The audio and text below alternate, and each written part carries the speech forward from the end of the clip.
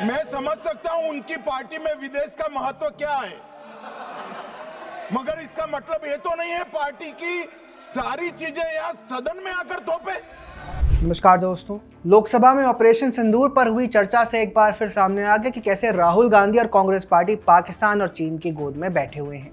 बहस के दौरान रक्षा मंत्री राजनाथ सिंह ने कहा कि विपक्ष बार बार पूछता है कि हमारे कितने फाइटर जेट्स गिरे, वो ये क्यों नहीं पूछता कि पाकिस्तान के कितने विमान गिरे। कभी कभी हमारे प्रतिपक्ष के लोग ये पूछते रहे हैं कि हमारे कितने विमान गिरे। मुझे लगता है उनका यह प्रश्न हमारी राष्ट्रीय जनभावनाओं का सही से प्रतिनिधित्व नहीं कर रहा है। मुझे उन्होंने एक बार भी हमसे यह नहीं पूछा कि हमारी सेनाओं ने दुश्मन के कितने विमान मार गिराए। इसके बाद विदेश मंत्री एस जयशंकर ने तो चीन और पाकिस्तान को लेकर कांग्रेस की सच्चाई तथ्यों के साथ सामने रख दी।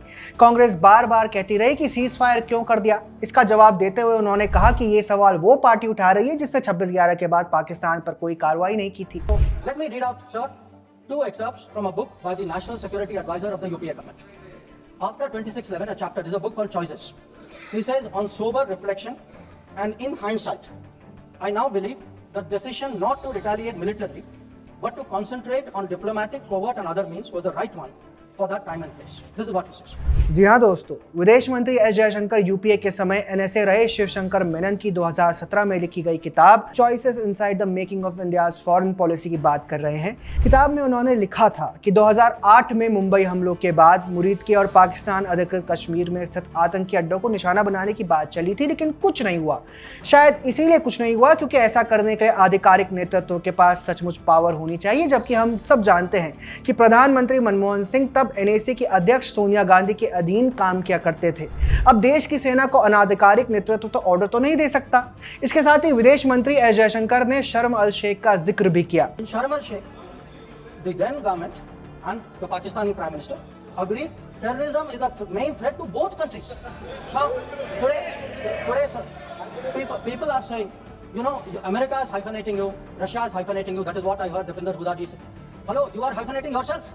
I mean, you did not need a foreign country to say, please link India to Pakistan. Your own government was saying, you know, India and terrorism is a main threat to both countries. And then they said, terrorism should not be linked to the composite dialogue. And worst of all, they accepted a reference to Baluchistan in that. Now, here is a country reeling after 26/11. And you are equating Baluchistan and 26/11, what happened in Mumbai, and you are saying that the perpetrator and the victim have both got a problem. And then now you are asking me, why didn't you go further?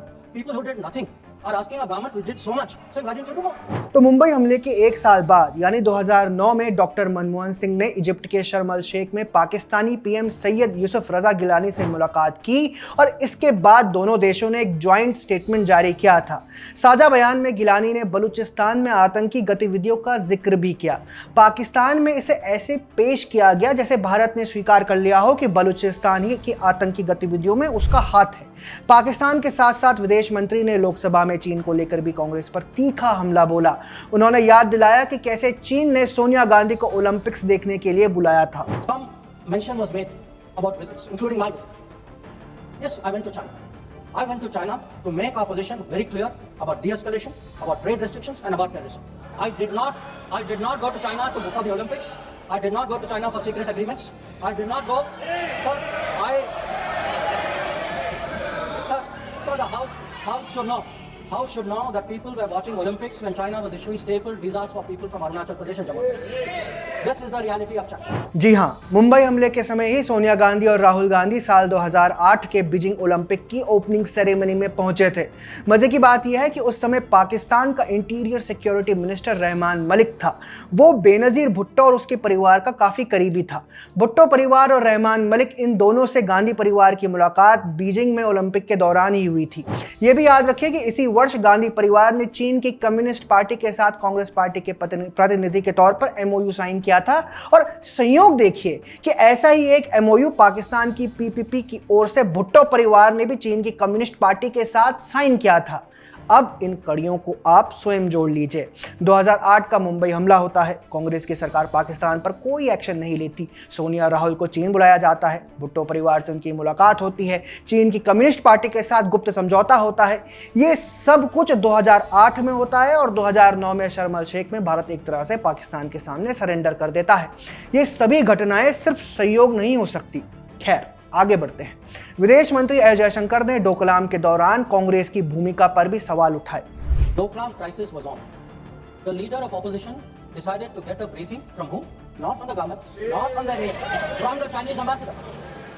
He took his briefing from the Chinese ambassador when our military was confronting the Chinese military in Doklam. अब आप विचार कीजिए, डोकलाम में भारत और चीन की सेना आमने सामने खड़ी थी, युद्ध की नौबत थी। ऐसी परिस्थितियों में राहुल गांधी चीनी राजदूत से ब्रीफिंग ले रहे थे। सवाल है क्यों?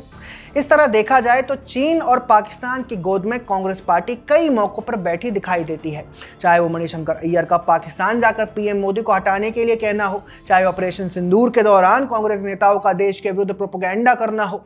ये सभी घटनाएं ये शंकाएं गहरी करती हैं कि कांग्रेस पार्टी आखिरकार चीन और पाकिस्तान के इशारों पर चलती हुई क्यों दिखाई देती है। गृह मंत्री अमित शाह ने भी लोकसभा में इसी तरफ इशारा किया। भारत देश का शपथ लिया हुआ विदेश मंत्री यहाँ स्टेटमेंट कर रहा है, उस पर भरोसा नहीं है, उनको किसी और देश पर भरोसा।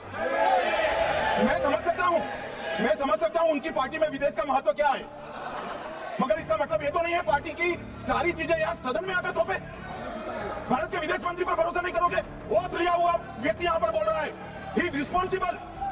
माननीय अध्यक्ष, इसीलिए ये वहां बैठे हैं और 20 साल तक वहीं बैठने वाले। दोस्तों, ये सवाल गंभीर इसीलिए भी हो जाता है क्योंकि सीज फायर को लेकर भारत की तरफ से बार बार कहा गया है कि भारत ने किसी भी देश के दबाव में ऐसा नहीं किया है, बल्कि जब पाकिस्तान हाथ जोड़ते हुए आया तब हमले रोके। इसके बाद भी कांग्रेस पार्टी भारत की बात स्वीकार करने के बजाय पाकिस्तान और अमेरिका के बयानों के आधार पर अपना प्रोपेगेंडा चला रही है। ट्रंप के बयान को आधार बनाकर वे ये भी कहा जा रहा है कि ट्रेड को आधार बनाकर सीज फायर करवाया गया, जबकि लोकसभा में विदेश मंत्री ने एक बार फिर स्पष्ट किया है कि ट्रेड को लेकर ऑपरेशन सिंदूर के दौरान अमेरिका से कोई बातचीत नहीं हुई थी। One, at no stage in any conversation with the United States was there any linkage with trade and what was going on. इससे पहले यही बात विदेश मंत्रालय की तरफ से भी कही जा चुकी है। पीएम मोदी ने एड्रेस टू नेशन में भी यही कहा था कि पाकिस्तान के कहने पर भारत ने सीज फायर किया है। अभी भी कांग्रेस संविधान की शपथ लिए हुए मंत्रियों की सरकार की बात मानने को तैयार नहीं है।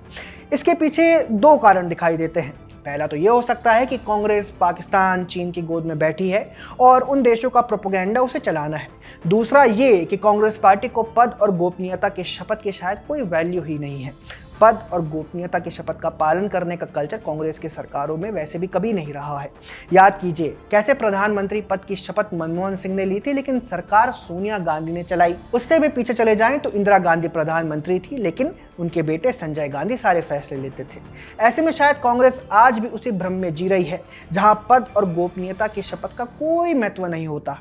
कांग्रेस के चीन पाकिस्तानी प्रेम को लेकर आपको क्या कहना है, कमेंट सेक्शन में हमें जरूर बताएं। अगर आपको हमारा कंटेंट पसंद आता है तो हमारे चैनल को सब्सक्राइब भी कर लें। जय हिंद।